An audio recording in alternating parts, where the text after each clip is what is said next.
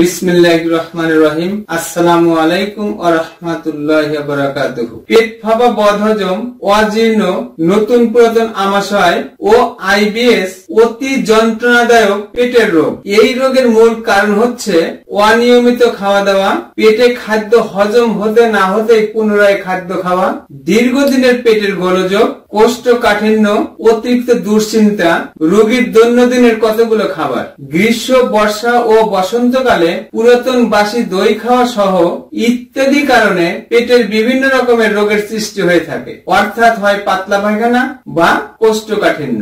আসুন জেনে নেই পেটের রোগের উপসর্গ। সহজে খাবার হজম হয় না, খাবারের পর পেট ভার ভার লাগে, ক্ষুধা লাগে না, পেটের মধ্যে ডাকাডাকি করে ও ভাটভুট শব্দ হয়, দুধ, শাক ও তৈলাক্ত খাবার খেলেই পাতলা পায়খানা হয়, খাওয়ার পরপরই পায়খানার বেগ হয়, পায়খানার সাথে ফেনাযুক্ত আঠালো মিউকাস থাকে। আবার অনেকের মনে হয় অনেক পায়খানা হবে, অথচ পায়খানায় গেলে পায়খানা হয় না, হলেও সামান্য একটু সাথে বিজলযুক্ত থাকে। আমযুক্ত রক্ত সহ তরল পায়খানা হতে পারে, পায়খানার রাস্তায় ব্যথা হবে, ফুলে ওঠে। অনেকেই এটাকে পাইলস বলে ভুল চিকিৎসা করে থাকেন। সারা শরীর জ্বালা পোড়া করে, চাবায় কামড়ায়, চুকো চুকো ঢেকুর ওঠে, গলা বুক জ্বালা যন্ত্রণা করে, নাভির নিচে মোচড় দিয়ে ব্যথা হয়, বিশেষ করে গিঠায় গিঠায় ব্যথা হবে, হাত পা টাচ ধরে, ঝিনঝিন করে, খিস মারা ব্যথা হয়, হাঁটতে গেলে পা অবশ অবশ লাগে, কোনো কাজে মন বসে না, শরীর প্রচুর দুর্বল হবে, বুক ধরপড় করে। এ অবস্থায় অনেকেই হৃদরোগ বা হার্টের সমস্যা বলে ভুল করেন। পুরুষ মানুষের যৌন দুর্বলতা, দ্রুত বীর্যপাত, পুরুষাঙ্গের শিথিলতা, লিঙ্গ উত্থান অক্ষমতা, ধ্বজভঙ্গ, অধিক স্বপ্নদোষ, মেহ প্রমেহ বা প্রস্রাবের ক্ষয়, এমনকি পুরুষাঙ্গ চিকন ও ছোট হয়ে যাবে, তল পেটে ব্যথা হয়, প্রস্রাব পরিষ্কার হয় না, ফোটায় ফোটায় প্রস্রাব হয়, প্রস্রাব আটকে থাকে, প্রস্রাবের সাথে অথবা প্রস্রাবের আগে ও পরে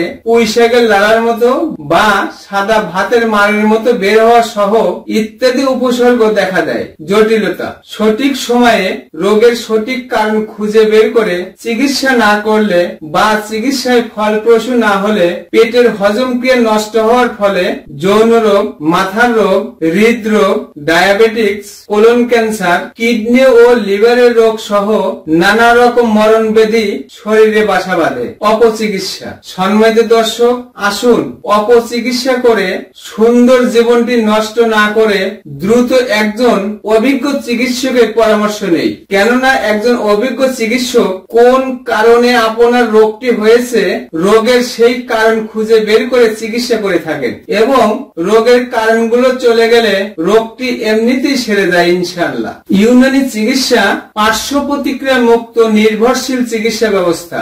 ইউনানি চিকিৎসায় পেট ফাঁপা, বদহজম, গ্যাস্ট্রিক আলসার, আইবিএস, নতুন পুরাতন আমাশয়, যৌন দুর্বলতা, দ্রুত বীর্যপাত, পুরুষাঙ্গের শিথিলতা, লিঙ্গ উত্থান অক্ষমতা, ধ্বজভঙ্গ, অধিক স্বপ্নদোষ, মেহ প্রমেহ ও প্রস্রাবের ক্ষয়, এমনকি পুরুষাঙ্গ চিকন ও ছোট হয়ে যাওয়া সহ যে কোনো ধরনের রোগ, যত পুরাতন যত জটিল হোক না কেন, সম্পূর্ণ নিরাময় হয় ইনশাআল্লাহ। পেটের রোগে আক্রান্ত রোগীদের জন্য কয়েকটি প্রাকৃতিক ঔষধের নাম বলে দিলাম।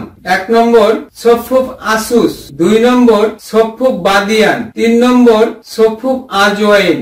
এবং যাদের কোষ্ঠকাঠিন্য যুক্ত পেটের সমস্যা রয়েছে তারা সফুফ আওলা প্লাস নামে ঔষধ খাবেন। সম্মানিত দর্শক, উপরোক্ত ঔষধ সেবনে পেট ফাঁপা, বদহজম, অজীর্ণ, নতুন পুরাতন আমাশয় ও আইবিএস সম্পূর্ণ নিরাময় হয় ইনশাআল্লাহ। সম্মানিত সুধী, আমার আলোচনা যদি আপনাদের ভালো লেগে থাকে ভিডিওটি শেয়ার করে অন্যদের দেখার সুযোগ করে দিন, লাইক দিয়ে আমার সাথেই থাকুন। আমার কথাগুলো কোথাও বুঝতে অসুবিধা হলে বা বিস্তারিত জানতে কমেন্ট করুন। আসসালামু আলাইকুম ওয়া রাহমাতুল্লাহি ওয়া বারাকাতুহু।